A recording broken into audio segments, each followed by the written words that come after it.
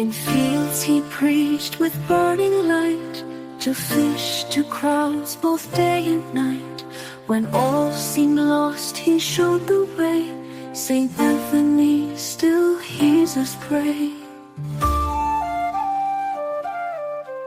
ಪ್ರಿಯರೇ, ಹಿರಿಯರ ದಿನವನ್ನು ನಾವು ಆಚರಣೆ ಮಾಡ್ತಾ ಇದ್ದೇವೆ.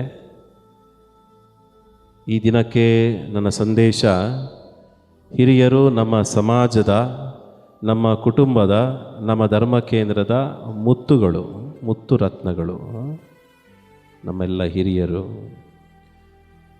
6ನೆಯ ಜಾಗತಿಕ ಹಿರಿಯರ ದಿನಾಚರಣೆ ನಿಮಗೆಲ್ಲರಿಗೂ ತಿಳಿದಿರುವ ಹಾಗೆ ದಿವಂಗತ ಪೋಪ್ ಜಗದ್ಗುರುಗಳಾದಂತಹ ಫ್ರಾನ್ಸಿಸ್ ಇವರು 2021ರಲ್ಲಿ ಜುಲೈ ತಿಂಗಳ 4ನೆಯ ತಿಂಗಳನ್ನು ಹಿರಿಯರ ದಿನಾಚರಣೆಯನ್ನಾಗಿ ಆಚರಿಸಬೇಕೆಂದು ಇಡೀ ಅಖಿಲ ಧರ್ಮ ಸಭೆಗೆ ಕರೆಯನ್ನು ಕೊಟ್ಟರು.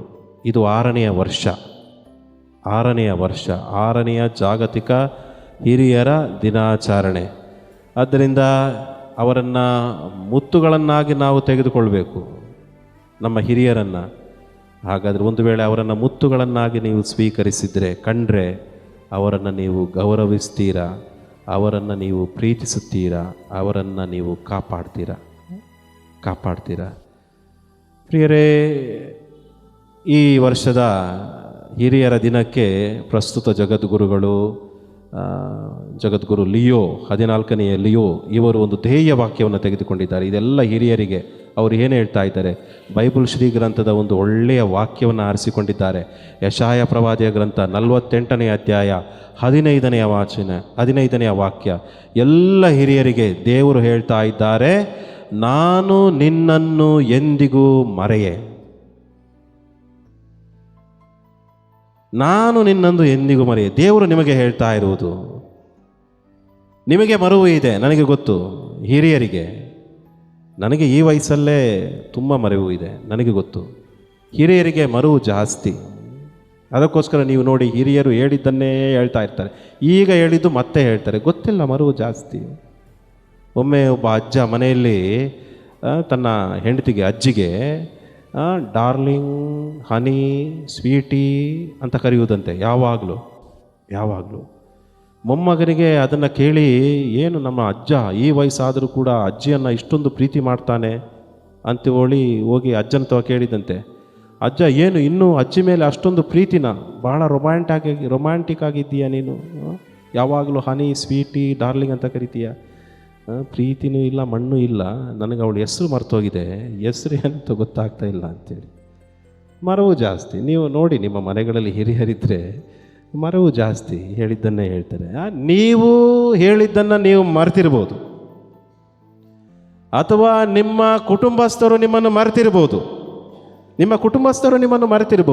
ಗೊತ್ತಿಲ್ಲ ನನಗೆ. ಕೆಲವರು ಮರ್ತಿದ್ದಾರೆ, ತಂದೆ ತಾಯಿಗಳನ್ನು ಮರ್ತಿದ್ದಾರೆ. ಆದರೆ ದೇವರು ನಿಮ್ಮನ್ನು ಎಂದಿಗೂ ಮರೆಯುವುದಿಲ್ಲ. ನೋಡಿ, ಎಂತಹ ಭರವಸೆಯ ವಾಕ್ಯ ನಿಮಗೆ. ದೇವರು ನಿಮ್ಮನ್ನು ಎಂದಿಗೂ ಮರೆಯುವುದಿಲ್ಲ. ಮಾತ್ರವಲ್ಲ, ಈ ದಿನ ಅದೇ ವಾಕ್ಯವನ್ನು ನಾವು ಕೂಡ ನಮ್ಮ ಜೀವನ, ವಿಶೇಷವಾಗಿ ಕಿರಿಯರು ಯಾರೆಲ್ಲ ಇದ್ದೀರಾ, ಮಕ್ಕಳು, ಮೊಮ್ಮಕ್ಕಳು, ನಮ್ಮ ಹಿರಿಯರನ್ನು ನಾವು ಎಂದಿಗೂ ಮರೆಯುವುದು ಬೇಡ. ನಮ್ಮ ಪ್ರೀತಿಯ ಅಜ್ಜ, ಅಜ್ಜಿ, ನಮ್ಮ ಹಿರಿಯರು, ತಂದೆ ತಾಯಿಗಳು, ಅವರನ್ನು ನಾವು ಕೂಡ ಎಂದಿಗೂ ಮರೆಯುವುದು ಬೇಡ. ನಾನು ಹೇಳಿದೆ, ದೇವರು ನಿಮ್ಮನ್ನು ಮರೆತಿಲ್ಲ ಅಂತೇಳಿ. ಹೌದು. ಯಾಕೆ? ದೇವರು ಅವರ ಸ್ಥಾನವನ್ನು ನಿಮಗೆ ಕೊಟ್ಟಿದ್ದಾರೆ. ದೇವರ ಸ್ಥಾನವನ್ನು ನಿಮಗೆ ಕೊಟ್ಟಿದ್ದಾರೆ. ಇದನ್ನು ಮರಿಬೇಡಿ ಎಲ್ಲ ಹಿರಿಯರು. ಮೊದಲನೇದಾಗಿ ಹಿರಿಯರಿಗೆ ನಾನು ಕೆಲವೊಂದು ವಿಚಾರಗಳನ್ನು ಹೇಳುವುದು. ಹಿರಿಯರೇ, ದೇವರು ನಿಮಗೆ ಅವರ ಸ್ಥಾನವನ್ನು ಕೊಟ್ಟಿದ್ದಾರೆ. ಹೇಗೆ? ನಮಗೆ ಗೊತ್ತು, ದೇವರು ಎಲ್ಲರ ಹಿರಿಯರು. ಇಡೀ ಭೂಮಂಡಲದ, ಅವರು ರಚಿಸಿದಂಥ ಎಲ್ಲ ಸೃಷ್ಟಿಯ ಹಿರಿಯರು ಯಾರು? ದೇವರು.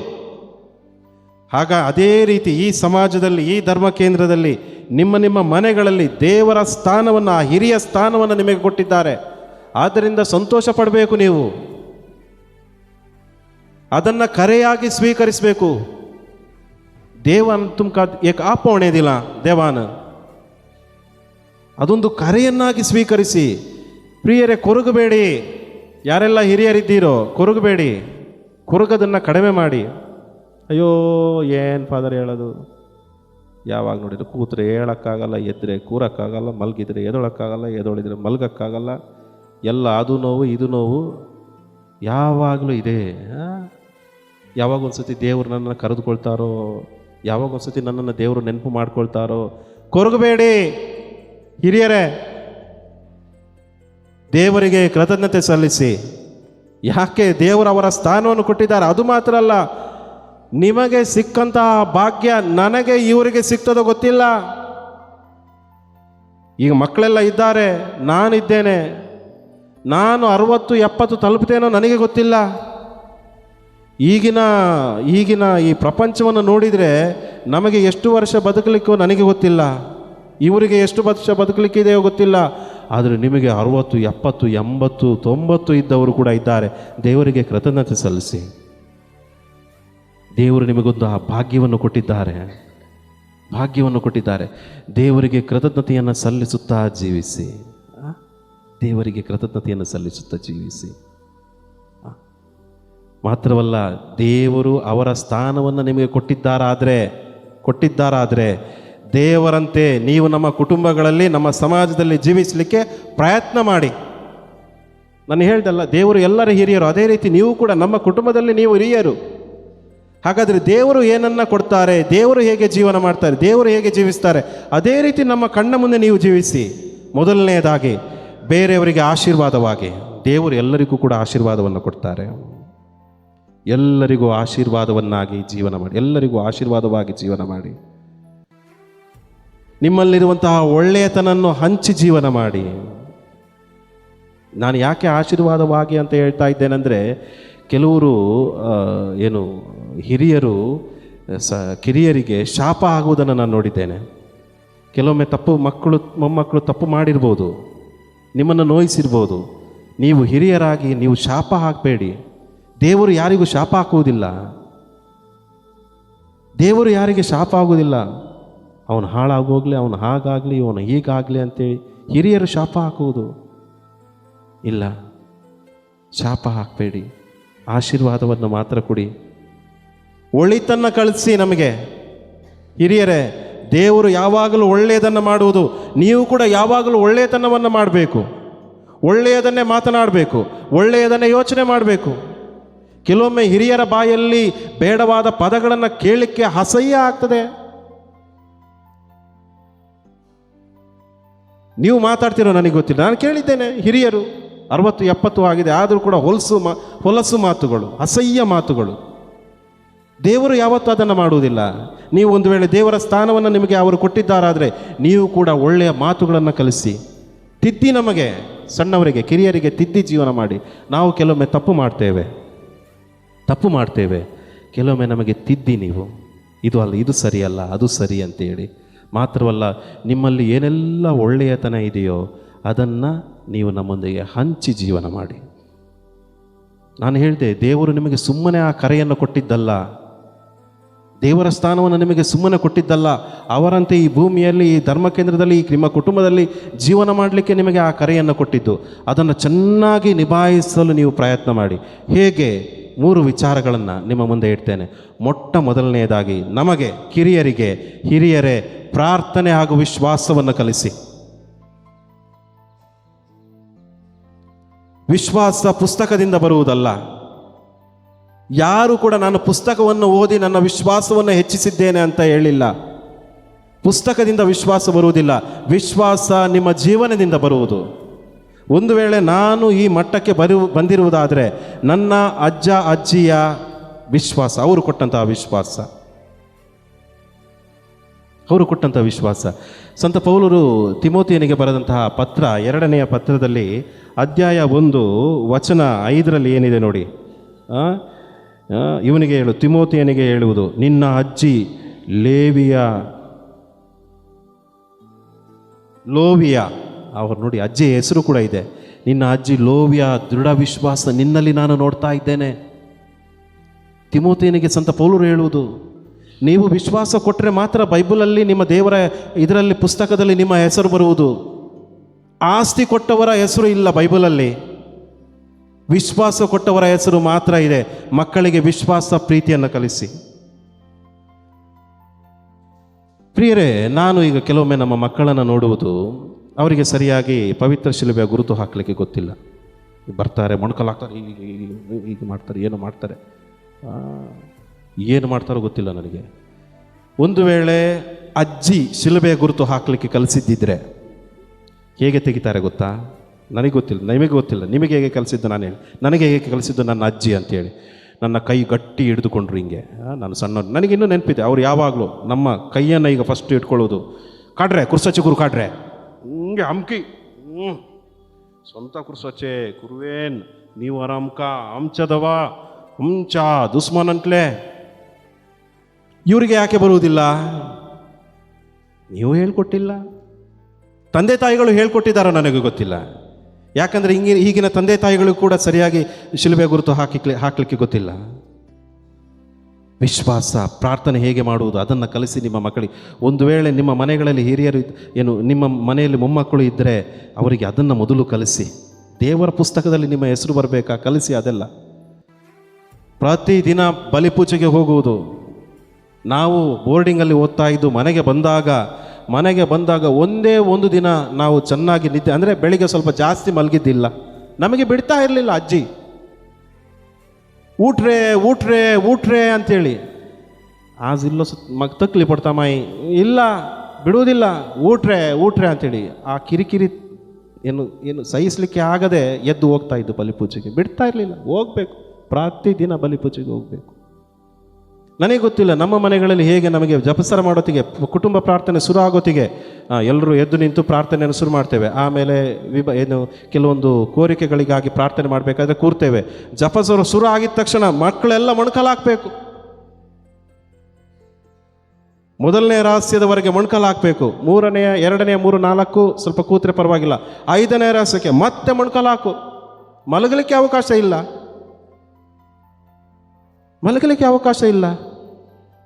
ಈಗಿನ ಮಕ್ಕಳಿಗೆ ನೋಡಿ, ಮೊಣಕಾಲು ಹಾಕಿಸಿ ಒಂದು 5 ನಿಮಿಷ ಇಲ್ಲಿ ಪ್ರಾರ್ಥನೆ ಮಾಡಬೇಕಾದ್ರೆ ಮೊಣಕಾಲು ಹಾಕ್ತಾರೆ. ಈ ಕಡೆ ಬೀಳ್ತಾರೆ, ಅದು ಮಾಡ್ತಾರೆ, ಇದು ಮಾಡ್ತಾರೆ. ಅಭ್ಯಾಸ ಇಲ್ಲ. ಪ್ರಾರ್ಥನೆ ಕಲಿಸಿ, ವಿಶ್ವಾಸ ಕಲಿಸಿ. ನಿಮ್ಮ ಜೀವನದಿಂದ ನಾವು ಅದನ್ನು ಕಲಿಬೇಕು. ನಿಮ್ಮಲ್ಲಿನ ಪ್ರಾರ್ಥನಾ ಜೀವನ, ಮತ್ತೊಮ್ಮೆ ಹೇಳ್ತೇನೆ, ವಿಶ್ವಾಸ ಪುಸ್ತಕದಿಂದ ಬರುವುದಲ್ಲ, ನಿಮ್ಮ ಜೀವನದಿಂದ ನಿಮ್ಮನ್ನು ನೋಡಿ ನಾವು ಕಲಿಯುವುದು ವಿಶ್ವಾಸ. ಎರಡನೇದಾಗಿ, ನಿಮ್ಮ ಜೀವನದ ಅನುಭವವನ್ನು ನಮ್ಮಲ್ಲಿ ಹಂಚಿಕೊಳ್ಳಿ. ನೀವು ಜೀವಿಸಿದಂಥವರು, ನಿಮಗೆ ಈಗ ಗೊತ್ತು. ನೀವು ಈಗ ಸುಮ್ಮನೆ ಕೂತಿದ್ದೀರಲ್ಲ ಮನೆಯಲ್ಲಿ, ನಿಮಗೆ ಗೊತ್ತು ಹಣ, ಆಸ್ತಿ, ಪಾಸ್ತಿ, ಸೌಂದರ್ಯ ಇವೆಲ್ಲವೂ ಕೂಡ ಕ್ಷಣಿಕ. ಅದಕ್ಕೆ ನಿಮ್ಮ ಜೀವನವನ್ನೇ ವ್ಯರ್ಥ ಮಾಡಿದ್ದೀರಾ ಅನ್ನಿಸ್ತಾ ಇಲ್ವಾ ನಿಮಗೆ? ನನಗೆ ಹೇಳಿದ್ದಾರೆ ತುಂಬ ಜನ, ಆಮೇಲೆ ಕಿತ್ತೆ ಹಾಕಿಟ್ಲೆ ಪುರ ಜೋಡ್ಲೆ ಮಕ್ಕ ಕಳೀತ್ನಾ ಫಾದರ್, ಇದೆಲ್ಲ ಯಾಕೆ ಮಾಡಿದೆ ನಾನು, ಇಷ್ಟೆಲ್ಲ ಯಾಕೆ ಸಂಪಾದನೆ ಮಾಡಿದೆ, ಏನು ಪ್ರಯೋಜನ ಫಾದರ್ ಈ ಮೂಲೆಯಲ್ಲಿ? ನಿಮಗೆ ಗೊತ್ತು, ಈಗ ನಮಗೆ ತಿಳಿಸಿ ಅದು ಏನು ಅಲ್ಲ ಅಂತೇಳಿ ಆಗಾಗ ನಮಗೆ ಮನವರಿಕೆ ಮಾಡಿ, ಅದು ಕ್ಷಣಿಕ, ಅದು ಶಾಶ್ವತವಲ್ಲ ಅಂತೇಳಿ. ಶಾಶ್ವತ ಏನು? ಪ್ರೀತಿ, ಸಂಬಂಧ. ನಿಮಗೆ ಈಗ ಆಸೆ ಆಗ್ತಾ ಇದೆ, ನಾನು ಅವತ್ತು ಅವರಿಗೆ ಇನ್ನೂ ಸ್ವಲ್ಪ ಜಾಸ್ತಿ ಪ್ರೀತಿ ಕೊಟ್ಟಿದ್ದಿದ್ರೆ, ಆ ಸಂಬಂಧವನ್ನು ಚೆನ್ನಾಗಿ, ನನ್ನ ಕೆಲಸದ ನಿಮಿತ್ತವಾಗಿ ನನ್ನ ಸಂಬಂಧವನ್ನೇ ಕಳೆದುಕೊಂಡೆ, ನನ್ನ ಹಣದ ನಿಮಿತ್ತದಿಂದ, ನನ್ನ ಆಸ್ತಿಯ ನಿಮಿತ್ತದಿಂದ ನಾನು ಅವನ ಸಂಬಂಧವನ್ನೇ ಕಳ್ಕೊಂಡಿದ್ದೇನೆ. ಆ ಸಂಬಂಧ ಇವತ್ತು ಇದ್ದಿದ್ದರೆ ಎಷ್ಟು ಚೆನ್ನಾಗಿರೋದು. ಸಂಬಂಧಕ್ಕೆ ಬೆಲೆಯನ್ನು ಕೊಡುವುದನ್ನು ಕಲಿಸಿ. ನಿಮಗೆ ಗೊತ್ತಿದೆ ಅಲ್ವಾ, ಈಗ ಜೀವನವನ್ನು ಅನುಭವಿಸಿದ್ದೀರಲ್ಲ, ನಮಗೆ ಕಲಿಸಿ. ಅದನ್ನು ನಮಗೆ ಕಲಿಸಿ, ನಿಮ್ಮ ಕಿರಿಯರಿಗೆ ಕಲಿಸಿ. ನಿಮ್ಮಂತೆ ಅವರು ಜೀವನ ಮಾಡುವುದು ಬೇಡ. ಯಾವುದು ಮುಖ್ಯ, ಯಾವುದು ಮುಖ್ಯವಲ್ಲ, ಅದನ್ನು ನಿಮ್ಮ ಕಿರಿಯರಿಗೆ ಕಲಿಸಿ. ಎರಡನೇದಾಗಿ, ಮುಖ್ಯವಾಗಿ, ಮೂರನೇದಾಗಿ, ಒಳ್ಳೆಯ ಸಂಪ್ರದಾಯಗಳನ್ನು ಕಲಿಸಿ. ಎಲ್ಲಿ ಹೋಗಿದೆ ನಮ್ಮ ಸಂಪ್ರದಾಯಗಳು? ಬರೇ ಸಂಪ್ರದಾಯ ಸಾತ್ಮ ಅಮ್ಕ ಎಲ್ಲಿ ಹೋಗಿದೆ? ಮೊದಲೆಲ್ಲ ನನಗೆ ಗೊತ್ತು, ನಾವೆಲ್ಲ ಏನು ಮಾಡ್ತಾಯಿದ್ದು, ನಮ್ಮ ಹಿರಿಯರು ನಮ್ಮ ಮನೆಗೆ ಯಾರೇ ಬರಲಿ, ಪರಿಚಯಸ್ಥರೋ ಅಪರಿಚಿತರೋ ಯಾರು ಬರಲು ಕೂಡ ಮಕ್ಕಳು ಹೋಗಿ ಮೊದಲು ಏನು ಮಾಡಬೇಕು? ಆಶೀರ್ವಾದ ಕೇಳಬೇಕು. ಬೇಸ ಒಂದಿಯಾ, ಅದೊಂದು ಒಳ್ಳೆಯ ಸಂಪ್ರದಾಯ ಇತ್ತು. ಈಗ ನೋಡೋಣ, ಮಾಡಲಿ ನಮ್ಮ ಮಕ್ಕಳು. ನಾನು ಹೇಳ್ದಲ್ಲ ಒಮ್ಮೆ, hi uncle how are you. ಕೆಲವೊಂದು ಸಂಪ್ರದಾಯಗಳು ಇದೆ ನಮ್ಮದು, ಅದನ್ನು ಉಳಿಸಿ ನಿಮ್ಮ ಮಕ್ಕಳಿಗೆ ಕಲಿಸಿ. ಊಟ್ರೆ, ಓಸ್ರೆ, ಬೆಸಾವ್ ಮಾಗ್ರೆ ಹೇಳಿ ನೋಡೋಣ. ತಂದೆ ತಾಯಿಗಳು ಹೇಳುವುದಿಲ್ಲ, ಎಲ್ಲರೂ ಅಲ್ಲ. ನೀವಿದ್ದೀರಲ್ಲ, ನೀವು ನೋಡಿದ್ದೀರಲ್ಲ, ನೀವು ಮಾಡಿದ್ದೀರಲ್ಲ, ಅದನ್ನು ನಮಗೆ ಕಲಿಸಿ. ಸಂಪ್ರದಾಯಗಳು ಕೆಲವೊಮ್ಮೆ ನಮ್ಮ ಕಾರ್ಯಕ್ರಮಗಳನ್ನು ನಾನು ನೋಡುವುದು, ಆ ಸಂಪ್ರದಾಯ ಎಲ್ಲಿ ಹೋಗಿದೆಯೋ. ಈ ರೋಸ್ ಕಾರ್ಯ ಎಲ್ಲ ನಡಿಬೇಕಾದ್ರೆ ಏನೆಲ್ಲ ಡೊಂಬರಾಟಗಳು. ನಾನು ಯಾವುದೇ ಫಂಕ್ಷನಿಗೆ ಹೋಗೋದಿಲ್ಲ, ನಿಮಗೆ ಗೊತ್ತು. ನಾನು ಪ್ರೇಯರ್ ಮಾಡಿ ನಾನು ಬರುವುದು. ನನ್ನ ಕುಟುಂಬದ ಫಂಕ್ಷನಿಗೆ ಕೂಡ ನಾನು ಹೋಗೋದಿಲ್ಲ. ಪೂಜೆಗೆ ಹೋಗ್ತೇನೆ, ಪ್ರಾರ್ಥನೆಗೆ ಹೋಗ್ತೇನೆ ಅಷ್ಟೇ. ಏನೆಲ್ಲ ಅಸಹ್ಯ ಕಾರ್ಯಗಳು ಅಲ್ಲಿ ನಡೀತಾ ಇದೆ. ನಿಮಗೆ ಗೊತ್ತಲ್ವಾ ಯಾವುದು ಮಾಡಬೇಕು ಯಾವುದು ಮಾಡಬಾರ್ದು ಅಂತ. ನೀವು ಹೇಳಿ ನಿಮ್ಮ ಮಕ್ಕಳಿಗೆ, ಅದನ್ನು ಮಾಡಬೇಡ, ಅದನ್ನು ಮಾಡ್ತೀಯ ಆದರೆ ನಾನು ಬರುವುದಿಲ್ಲ. ಪರಮಪ್ರಸಾದದ ಸಂಸ್ಕಾರದ ಫಂಕ್ಷನಿಗೆ ಸರಾಯಿ ಹಂಚುವುದಂತೆ ಇವರು. ಕುಂಗರಾಚ ಫಂಕ್ಷನ್ ಹಾಕೊಂಡ್ಮಣಿ ಸೊರ ಮಾಡ್ತದ್ಗಿ. ಅದೊಂದು ಸಂಸ್ಕಾರ. ಸರಿ, ನಿನಗೆ ಕುಡಿಲಿಕ್ಕೆ ಮನಸ್ಸಿದ್ರೆ ಫಂಕ್ಷನ್ ಎಲ್ಲ ಮುಗಿದ ಮೇಲೆ ಮನೆಗೆ ಹೋಗಿ ನೀವು ಕುಟುಂಬಸ್ಥರು ಸರಿ, ನೀವು ಜೊತೆ ಸೇರಿ ನೀವು ಏನಾದರೂ ಮಾಡಿ ಎಲ್ಲರ ಮುಂದೆ ಅಲ್ಲಿ ಹಿಂದೂಗಳನ್ನು ಕೂಡ ಕರೆದಿರ್ತೀರಾ. ಆ ಸಂಸ್ಕಾರದ ಒಂದು ಕಾರ್ಯಕ್ಕೆ, ಪರಮಪ್ರಸಾದದ ಕಾರ್ಯಕ್ಕೆ ಇದು ಹಂಚುವುದಂತೆ. ಏನು ಎಲ್ಲಿ ಹೋಗಿದೆ ನಮ್ಮ ಸಂಪ್ರದಾಯಗಳು ಗೊತ್ತಿಲ್ಲ. ಕಲಿಸಿ, ಅದು ಒಳ್ಳೇದಲ್ಲ ಅಂತ ಹೇಳಿ, ನೀನು ಅದನ್ನು ಮಾಡ್ತೀಯ ಆದರೆ ನಾನು ಬರುವುದಿಲ್ಲ ಅಂತ ಹೇಳಿ ಅಷ್ಟೇ. ನೋಡಿ, ನೀವು ದೇವರ ಸ್ಥಾನದಲ್ಲಿದ್ದೀರಾ, ಇದನ್ನು ನೀವು ಮಾಡಿ ನಮಗೆ ಕಲಿಸಿ. ಕಿರಿಯರಿಗೆ ನಾನು ಹೇಳುವುದು, ಮಕ್ಕಳು ಮೊಮ್ಮಕ್ಕಳು ಯಾರೆಲ್ಲ ಇದ್ದೀರಾ ನಿಮಗೆ ನಾನು ಹೇಳ್ತಾ ಇದ್ದೇನೆ. ಹಿರಿಯರಿಗೆ ಸಾಕಲ್ವಾ ಇಷ್ಟು? ಕಿರಿಯರಿಗೆ ನಾನು ಹೇಳ್ತಾ ಇದ್ದೇನೆ, ನೋಡಿ, ದೇವರು ಅವರನ್ನು ಅವರು ಹೇಳ್ತಾರೆ, ನಾನು ನಿನ್ನನ್ನು ಎಂದಿಗೂ ಮರೆಯಲಾರೆ. ದೇವರ ದೃಷ್ಟಿಯಲ್ಲಿ ಅವರು ಅತೀ ಅಮೂಲ್ಯರು. ಹಾಗಾದರೆ ನಾನು ಹಾಗೂ ನೀವು ಕೂಡ ಅವರನ್ನು ಅಮೂಲ್ಯರನ್ನಾಗಿ ಕಾಣಬೇಕು. ಇವತ್ತಿನ ಶುಭ ಸಂದೇಶದಲ್ಲಿ ನಾವು ಓದ್ದಲ್ವಾ, ಮುತ್ತು ರತ್ನ ನಿಧಿ. ನಮ್ಮ ಹಿರಿಯರು ನಮ್ಮ ನಿಧಿ, ನಮ್ಮ ಮುತ್ತು ರತ್ನಗಳು, ನಮ್ಮ ಕುಟುಂಬದಲ್ಲಿನ ಮುತ್ತು ರತ್ನಗಳು. ಮೊದಲನೆಯ ವಾಚನದಲ್ಲಿ ಸೊಲೊಮೋನ ಅರಸ ದೇವರಲ್ಲಿ ಜ್ಞಾನಕ್ಕಾಗಿ ಪ್ರಾರ್ಥನೆ ಮಾಡ್ತಾನೆ, ದೇವರೇ ನನಗೆ ಜ್ಞಾನವನ್ನು ಕೊಡಿ ಅಂತೇಳಿ. ಬೈಬಲ್ನಲ್ಲಿ ಜ್ಞಾನ ಅಂದರೆ ದೇವರು ಹೇಗೆ ನೋಡ್ತಾರೋ ಹಾಗೆ ನಾವು ಎಲ್ಲರನ್ನ ನೋಡುವುದು. ಜ್ಞಾನ ಅಂದರೆ ದೊಡ್ಡ ಶಬ್ದ ಅಲ್ಲ. ಬೈಬಲ್ನಲ್ಲಿ ಜ್ಞಾನ ಅಂದರೆ ದೇವರು ಹೇಗೆ ಎಲ್ಲವನ್ನು ನೋಡ್ತಾರೋ ಅದೇ ರೀತಿ ನಾನು ಕೂಡ ನೋಡುವುದು. ದೇವರು ನನ್ನನ್ನು ಅವರ ಸೃಷ್ಟಿಯನ್ನಾಗಿ, ಅವರ ಮಗನನ್ನಾಗಿ, ಅವಳ ಮಗಳನ್ನಾಗಿ ನೋಡ್ತಾರೆ. ಬೇರೆ ಏನು ನೋಡುವುದಿಲ್ಲ ನನ್ನಲ್ಲಿ. ಅದೇ ರೀತಿ ನಾನು ಕೂಡ ಬೇರೆಯವರನ್ನು ಅದೇ ದೃಷ್ಟಿಯಲ್ಲಿ ನೋಡುವುದು. ನನ್ನ ಸಹೋದರ ಸಹೋದರಿಯರು, ಅವರನ್ನು ಪ್ರೀತಿಸುವುದು. ದೇವರ ದೃಷ್ಟಿಯಲ್ಲಿ ಇತರರನ್ನು ನೋಡುವುದೇ ಜ್ಞಾನ. ಹಾಗಾದರೆ ದೇವರು ನಮ್ಮ ಹಿರಿಯರನ್ನು ಅವರ ಮುತ್ತು ರತ್ನಗಳನ್ನಾಗಿ ನೋಡ್ತಾರಾದರೆ ನಾನು ಕೂಡ ಅದೇ ರೀತಿ ಅವರನ್ನು ನೋಡಬೇಕು. ನಮ್ಮ ಹಿರಿಯರನ್ನು. ಕಿರಿಯರೇ, ಹೇಗೆ ನೋಡ್ತಾ ಇದ್ದೀರಾ? ಹಿರಿಯರನ್ನು ಯಾವ ದೃಷ್ಟಿಯಲ್ಲಿ ನೋಡ್ತಾ ಇದ್ದೀರಾ? ದೇವರ ಜ್ಞಾನ ನಿಮ್ಮಲ್ಲಿ ಇದೆಯಾ? ಒಂದು ವೇಳೆ ನೋಡಿ, ನಾನು ಅದನ್ನು ಹಾಕಿದ್ದೇನೆ, ಹೇಗೆ ನೋಡಬೇಕು ನಾವು, ಅದನ್ನು ಹೇಗೆ, ಹಿರಿಯರನ್ನು ನಾವು ಹೇಗೆ ಕಾಣಬೇಕು ಅಂತೇಳಿ. ಮೊದಲನೇದಾಗಿ ನಮ್ಮ ಹಿರಿಯರು ನಮ್ಮ ಉಡುಗೊರೆಗಾಗಿ ಆಸೆ ಪಡ್ತಾ ಇಲ್ಲ, ನಮ್ಮ ಸಾಂಗತ್ಯಕ್ಕಾಗಿ ಆಸೆ ಪಡ್ತಾ ಇದ್ದಾರೆ. ಇಲ್ಲಿ ಹಿರಿಯರು 90, 80, 70 ಇದ್ದವರಿದ್ದಾರೆ. ನಿಮಗೆ ಬಂಗಾರ ಬೇಕಾ? ನಿಮಗೆ ನಿಮ್ಮ ಮಕ್ಕಳ ಮೊಮ್ಮಕ್ಕಳ ಅವರ ಸಾಮೀಪ್ಯ, ಅವರು ನಿಮ್ಮ ಜೊತೆ ಕೂತ್ಕೊಂಡು ಮಾತನಾಡುವುದು ಬೇಕಾ? ಏನು ಬೇಕು ನಿಮಗೆ? ನಮ್ಮ ಹಿರಿಯರು ಅದಕ್ಕೆ ಆಸೆ ಪಡ್ತಾ ಇಲ್ಲ.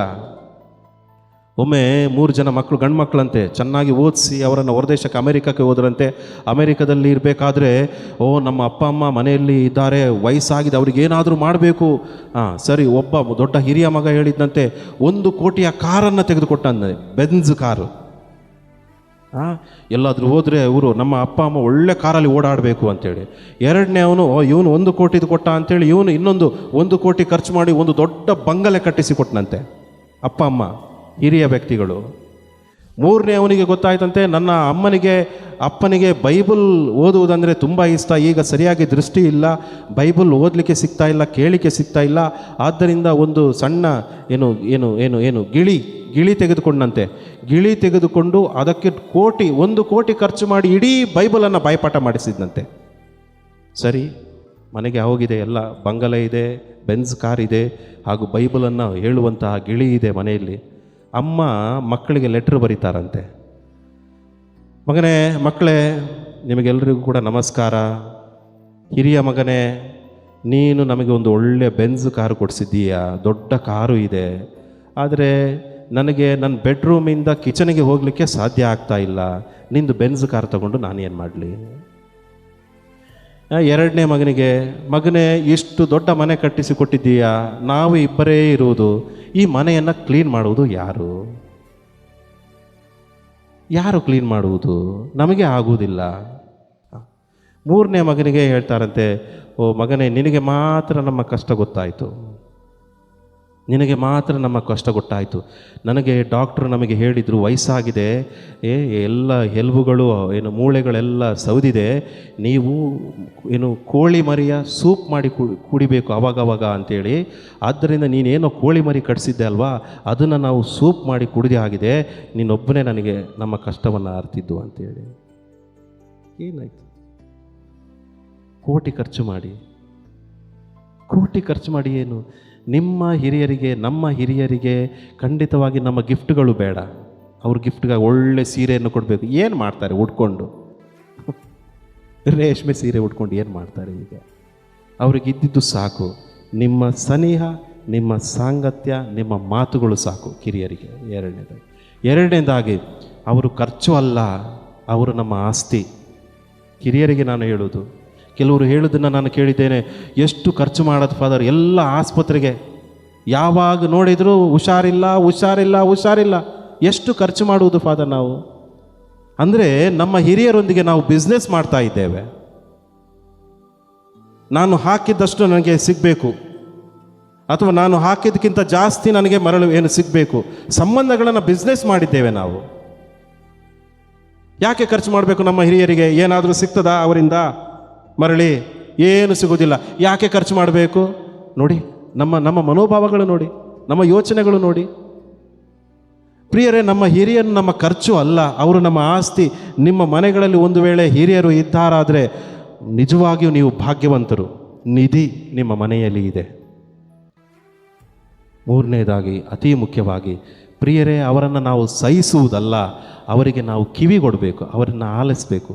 ಕೆಲವರು ನಾನು ಹೇಳಿದ್ದೆ, ನಾನು ಕೂಡ ತಮಾಷೆಗೆ ಕೆಲವೊಮ್ಮೆ ನಮ್ಮ ಕಾನ್ವೆಂಟಿಗೆ ಹೋಗಬೇಕಾದ್ರೆ ನಮ್ಮ ವಿನೆಟ್ ಸಿಸ್ಟರ್ ಈಗ ಹೇಳಿದ್ದನ್ನೇ ಹೇಳ್ತಾ ಇರ್ತಾರೆ ಯಾವಾಗಲೂ. ನಾನು ಹೇಳ್ತೇನೆ ಅವರಿಗೆ, ಹೇಗಾದರೂ ಸಹಿಸ್ತೀರೋ ನೀವು ಅಂತೇಳಿ, ತಮಾಷೆಗೆ, ಹೇಗಾದರೂ ಅವರನ್ನು ಸಹಿಸ್ತೀರೋ ಅಂತೇಳಿ. ಪ್ರಿಯರೇ, ನಾವು ಅವರನ್ನು ಸಹಿಸುವುದಲ್ಲ, ಅವರಿಗೆ ಕೇಳಬೇಕು. ನಾವು ಎಷ್ಟೇ ಹೇಳಲಿ, ನಾನು ಅದಕ್ಕೋಸ್ಕರ ಅವ್ರು ಏನು ಹೇಳಿದ್ರು ಕೂಡ ಹೇಳಿದ್ದನ್ನೇ ಹೇಳ್ತಾರೆ. ಆಮಿ 12 ಜನ ಬುರ್ಗಿ ಫಾದರ್ ತುಮಚೆ ಬರಿಗೆ सांगले परत्यानं आमी 12 जण भुरगीं फादर तुमच्या बरेगी वय वय वय वय ಹೇಳ್ತೇನೆ ನಾನು ಹೇಳ್ತೇನೆ. ನೀವು ಈ ವಿಡಿಯೋ ನೋಡಿದ್ದೀರಾ ಗೊತ್ತಿಲ್ಲ ನನಗೆ. ಒಂದು ವಿಡಿಯೋದಲ್ಲಿ ಒಬ್ಬ ಹಿರಿಯ ವ್ಯಕ್ತಿಯನ್ನು ಚೇರ್ ಮೇಲೆ, ವೀಲ್ ಚೇರ್ ಮೇಲೆ ಕೂರಿಸಲಾಗಿದೆ. ಅಪ್ಪ ಮಗ ಅಲ್ಲಿ ಕಾಫಿ ಇಟ್ಟು ಏನು ಟೇಬಲ್ ಚೇರ್ ಮೇಲೆ ಕೂತ್ಕೊಂಡು ನ್ಯೂಸ್ ಪೇಪರ್ ಓದ್ತಾ ಇದ್ದಾನೆ. ಆವಾಗ ಒಂದು ಗುಬ್ಬಚ್ಚಿ ಬಂದು ಆ ಟೇಬಲ್ ಮೇಲೆ ಕೂರ್ತದೆ, ಸಣ್ಣ ಹಕ್ಕಿ ಗುಬ್ಬಚ್ಚಿ. ಅಪ್ಪ ಕೇಳ್ತಾನೆ ಮಗನಲ್ಲಿ, ಮಗನೇ ಇದೇನು? ಮಗ ಹೇಳ್ತಾನೆ, ಅದು ಗುಬ್ಬಚ್ಚಿ. ಸರಿ, ಅದೇ ಗುಬ್ಬಚ್ಚಿ ಹಾರಿ ಹೋಗಿ ಒಂದು ಗಿಡದ ಮೇಲೆ ಹೋಗಿ ಕೂರ್ತದೆ. ಈ ಅಪ್ಪ ಮತ್ತೆ ಕೇಳ್ತಾನೆ, ಅದೇನು? ಅದು ಗುಬ್ಬಚ್ಚಿ ಅಪ್ಪ. ಸರಿ, ಅದೇ ಗುಬ್ಬಚ್ಚಿ ಹೋಗಿ ಮರದ ಮೇಲೆ ಕೂರ್ತದೆ. ಇವನು ಮತ್ತೆ ಕೇಳ್ತಾನೆ, ಅಪ್ಪ ಅದೇನು? ಇವನಿಗೆ ಸಿಟ್ಟು. ಎಷ್ಟತಿ ಹೇಳುವುದು ನಿನಗೆ? ಅದು ಗುಬ್ಬಚ್ಚಿ. ಸರಿ, ಸಮಾಧಾನ. ಸ್ವಲ್ಪ ಹೊತ್ತಲ್ಲ ಅದೇ ಗುಬ್ಬಚ್ಚಿ ಹೋಗಿ ಮನೆಯ ಮಾಡಿನ ಮೇಲೆ ಕೂರ್ತದೆ. ಮತ್ತೆ ಇವನು ಅದು ಏನು ಅಂತ ಹೇಳಬೇಕಾದ್ರೆ ಇವನು ಪೇಪರನ್ನು ಹರಿದು ಎಷ್ಟು ಸತಿ ಹೇಳುವುದು? 1 ಸತಿ 2 ಸತಿ, ಮತ್ತೆ ಮತ್ತೆ ಅದೇ ಕೇಳ್ತಿದ್ದೀಯ? ಆಗ ಅಪ್ಪ ಹೇಳ್ತಾನೆ, ಮಗನೇ, ನೀನು ಸಣ್ಣವನಿರಬೇಕಾದ್ರೆ ನೀನು ಕೇಳಿದಂಥ ಪ್ರಶ್ನೆಯನ್ನೇ 100 ಬಾರಿ ಕೇಳ್ತಾ ಇದ್ದೆ. ಪ್ರತಿ ಬಾರಿ ನೀನು ಅದೇ ಪ್ರಶ್ನೆಯನ್ನು ಕೇಳಬೇಕಾದ್ರೆ ನನಗೆ ಖುಷಿ ಆಗ್ತಿತ್ತು. ಮಾತ್ರವಲ್ಲ, ನಾನು ಖುಷಿಯಿಂದಲೇ ನಿನಗೆ ಅದೇ ಉತ್ತರವನ್ನು ಕೊಡ್ತಿದ್ದೆ. ಮತ್ತೆ ಮತ್ತೆ ಕೇಳ್ತಾ ಇದ್ದೆ, ಆದರೆ ಖುಷಿಯಿಂದ ಸಮಾಧಾನದಿಂದ ನಾನು ಹೇಳ್ತಾ ಇದ್ದೆ. ಪ್ರಿಯರೇ, ನೀವು ಹೇಳಿರ್ಬೋದು ಹೇಗೆ ಸಹಿಸಬಹುದವು ಇವರನ್ನು ಅಂತೇಳಿ. ನಮ್ಮನ್ನು ಎಷ್ಟು ಸಹಿಸಿದ್ದಾರೆ ಅವರು ಗೊತ್ತಾ? ನಮ್ಮ ಹಿರಿಯರು ಎಷ್ಟು ಸಹಿಸಿದ್ದಾರೆ ಗೊತ್ತಾ? ಒಂದು ದಿನ ನಿಮ್ಮ ಅಮ್ಮ ಬೆಡ್ನಲ್ಲಿ ಏನೋ ವಯಸ್ಸಾದ ಅಮ್ಮ ಅಥವಾ ಅಪ್ಪ ಬೆಡ್ನಲ್ಲಿ ಉಚ್ಚೆ ಮಾಡಿದರೆ ಅದನ್ನು ತೆಗಿಲಿಕ್ಕೆ ನಮಗೆ ಎಷ್ಟು ಕಷ್ಟ ಆಗ್ತದೆ. ನೀನು ಎಷ್ಟು ಸತಿ ಉಚ್ಚೆ ಮಾಡಿದೆಯಾ ಗೊತ್ತಾ? ನೀನು ಉಚ್ಚೆ ಮಾಡಿದಂಥ ಬೆಡ್ಡಲ್ಲೇ ನಿನ್ನ ಅಪ್ಪ ಅಮ್ಮ ಮಲಗಿದ್ದಾರೆ, ಅದು ಗೊತ್ತಾ? ಪ್ರಿಯರೇ, ಇಂದು ಅವರಿಗೆ, ನಾಳೆ ನನಗೆ ಗೊತ್ತಿಲ್ಲ ನನಗೆ ಆ ವಯಸ್ಸನ್ನು ಕೊಡ್ತಾರೋ ಅಂತೇಳಿ. ನಾವು ಹೇಳ್ಬೋದು, ಏನು ಮಾತಾಡ್ತಾರೆ, ಯಾವಾಗಲೂ ಕಿರಿಕಿರಿ ಅಂತೇಳಿ. ನಾನು ವಯಸ್ಸಾದಾಗ, ನನಗೆ 60-70 ಆದಾಗ, ನನ್ನ ಒಂದು ನರ ಸ್ವಲ್ಪ ಲೂಸ್ ಆದಾಗ, ನೆಟ್ ಲೂಸ್ ಆದಾಗ ನಾನು ಹೇಗೆ ಮಾತನಾಡ್ತೇನೆ, ನಾನು ಹೇಗೆ ಇರ್ತೇನೆ ನನಗೆ ಗೊತ್ತಿಲ್ಲ. ಆದ್ದರಿಂದ ಅವರನ್ನು ಸಹಿಸ್ತೀವಿ ಅಂತ ಹೇಳಬೇಡಿ, ಅವರನ್ನು ಸಹಿಸ್ಕೊಳ್ಬೇಕು ಅಂತ ಹೇಳಬೇಡಿ, ಅವರನ್ನು ಪ್ರೀತಿ ಮಾಡ್ತೇನೆ ಅಂತ ಹೇಳಿ. ಅವರು ಎಷ್ಟೇ ಹೇಳಿದರೂ ಕೂಡ ಮತ್ತೆ ಅದನ್ನೇ ಕೇಳ್ತೇನೆ ನನಗೆ ಬೇಜಾರಾಗುವುದಿಲ್ಲ, ಕೇಳ್ತೇನೆ ಹಾಗೆ ಹೇಳಿ. ಯಾಕೆ? ನಮ್ಮ ಹಿರಿಯರು ನಮ್ಮ ನಿಧಿ, ನಮ್ಮ ಮುತ್ತು, ನಮ್ಮ ಮನೆಯಲ್ಲಿರುವಂಥ ಮುತ್ತು ರತ್ನಗಳು. ಆದ್ದರಿಂದ ಪ್ರಿಯರೇ, ದೇವರು ಅವರನ್ನು ಹಾಗೆ ಕಾಣ್ತಾರೆ, ಮುತ್ತು ರತ್ನಗಳನ್ನಾಗಿ ಕಾಣ್ತಾರೆ.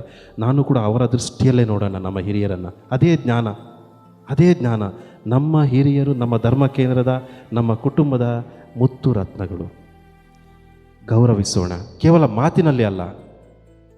ನಮ್ಮ ಗೌರವ ಕೇವಲ ಮಾತಿನಲ್ಲಿ ಇದೆ, ಈಗ ಕಾರ್ಯರೂಪದಲ್ಲಿ. ಗೌರವಿಸೋಣ, ಪ್ರೀತಿಸೋಣ, ಅವರೊಂದಿಗೆ ಕುಳಿತು ಮಾತನಾಡೋಣ ಅವಕಾಶ ಸಿಕ್ಕಾಗಲೆಲ್ಲ. ಮತ್ತೊಮ್ಮೆ ನನ್ನ ಈ ಧರ್ಮ ಕೇಂದ್ರದ ಎಲ್ಲ ಹಿರಿಯರಿಗೆ ನಾನು ಈ ದಿನದ ಶುಭಾಶಯಗಳನ್ನು ಕೋರ್ತೇನೆ. ಮರೆಯಬೇಡಿ, ದೇವರು ನಿಮ್ಮನ್ನು ಎಂದಿಗೂ ಮರೆಯುವುದಿಲ್ಲ. ಬೇಜಾರು ಮಾಡಬೇಡಿ. ನಿಮ್ಮ ಮಕ್ಕಳು ಮರ್ತಿರ್ಬೋದು, ನಿಮ್ಮ ಮೊಮ್ಮಕ್ಕಳು ನಿಮ್ಮನ್ನು ಮರ್ತಿರ್ಬೋದು, ನಿಮ್ಮ ಸಂಬಂಧಿಕರು ನಿಮ್ಮನ್ನು ಮರ್ತಿರ್ಬೋದು. ದೇವರು ನಿಮ್ಮನ್ನು ಖಂಡಿತವಾಗಿ ಮರೆಯುವುದಿಲ್ಲ. ಯೆಶಾಯ ಪ್ರವಾದಿಯ ಗ್ರಂಥ.